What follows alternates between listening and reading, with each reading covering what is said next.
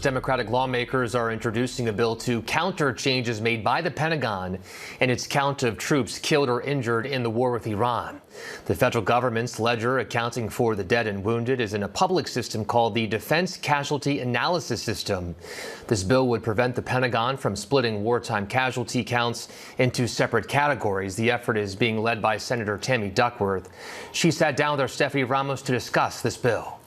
Joining me now is Senator Tammy Duckworth, Democrat of Illinois and member of the Foreign Relations and Armed Services Committee and recipient of the Purple Heart for her time in combat during the Iraq War. Senator, thank you so much for joining us. Great to see you.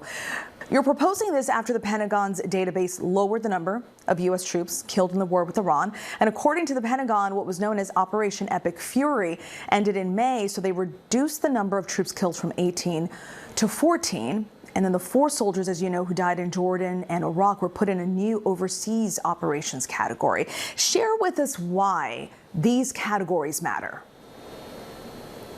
Well, it's about being, first and foremost, upfront and honest with the American people. Trump's illegal war is deeply unpopular, and he knows it. So in a cynical attempt to downplay the damage done, he's trying to claim that these additional 4 service members killed and the hundreds more who've been wounded since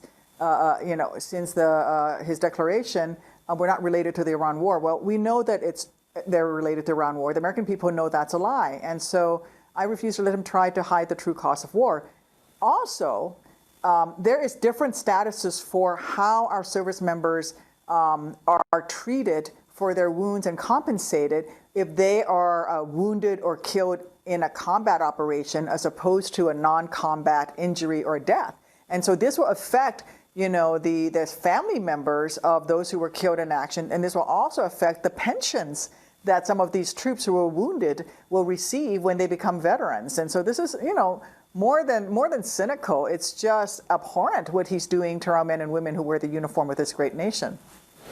And Senator, when the 4 soldiers were removed from the casualties website, the acting Pentagon press secretary called it a technical issue and said they would be resolved in coordination with military services. Have you spoken to Pentagon officials about this? So we've contacted the Pentagon and said this is not acceptable, but it's why I'm introducing a bill to ban the Pentagon from ever doing this again.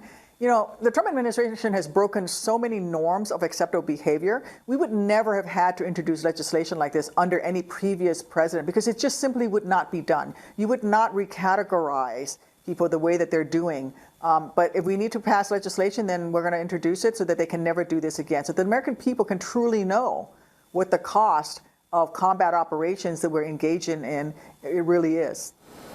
And what's your confidence level in the Pentagon's overall disclosure of the Iran war's dead and wounded? Well, I don't have the confidence in the Pentagon and them being, and Hegseth in particular, being honest with the American people. Remember that they still have not come to Congress and explained to us why we're at war with Iran. They still have not told Congress exactly how much money they have wasted bombing Iran. In fact, the last figures we received was somewhere in the vicinity of $35 to $39 billion. That was months ago, and that did not include the cost of repairing U.S. infrastructure that has been damaged. So Secretary Hegseth, he can't erase the sacrifice of our heroes by changing the paperwork. We're not going to let him do it. When it comes to this database, why do you think the Pentagon is changing how they account for the dead and wounded? Because they know that the American people would be appalled if they knew the true numbers. It's why they're not reporting how much money this war has cost American people. It is why they want to downplay the numbers. It's over 200 wounded. Yes, it's 4 killed in action, but it's also over 200 wounded. And we still have a helicopter pilot who's still MIA, has never been recovered. Our troops earn benefits serving in harm's way. And this Pentagon and this president, this commander-in-chief, who's a 5-time draft-dodging coward, is trying to steal the benefits that these warriors have earned. And on the topic of benefits, Senator, the big ticket items, life insurance, GI Bill, VA home loan, and VA disability are awarded regardless of whether killed by the enemy or from a fall, let's say, in a war region. That being said, the odds of long-term benefit problems aren't zero. So when seeking VA disability, they, as you know, they look at your record to make judgment calls. This is mainly awards. For example, I have awards for my own time in the Army and Iraq. So there's a lot more wiggle room for me to ask for stuff from the government like VA compensation and care. There's a greater presumption, right, that I need things versus someone without any combat accolades. So how can this shifting of data from saying troops were wounded in a war to just operations affect benefits later? Well, so part of my legislation requires the Pentagon to go back and restore the records of all of the troops who were wounded by this illegal reclassification of their service to actually being involved in a combat operations.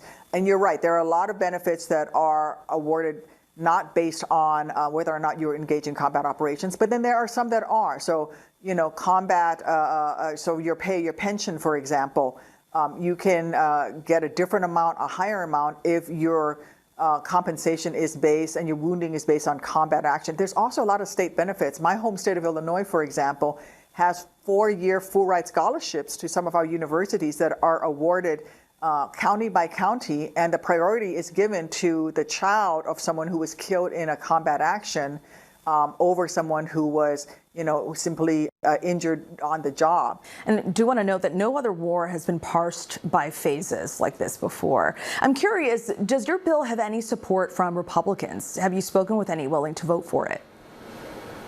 We're in the process of speaking with Republicans right now, hoping to get some co-sponsors. I think some will vote for it, absolutely. But right now, our focus is actually on trying to get some Republicans who actually sign on. We'll start off with the ones who wore the uniform and served themselves. And lastly, Senator, just quickly want to touch on the midterm elections. What's your reaction to the Michigan primary and the win of Abdullah Syed? You know, I think the primary process works. That's why I support, you know, primaries. And I think that it's great that we're going to have greater diversity in voices during the campaign trail. I think that's always good. Democrats are a big tent party, a big umbrella party. My focus is on making sure that we take care of the American people. But I hope that whoever, you know, wins and during the rest of the campaign trail, we're talking about the crisis that American families are facing as a result of Trump's presidency. Senator Duckworth, thank you so much for your time and joining us here on ABC News Live. Really appreciate it. Thank you.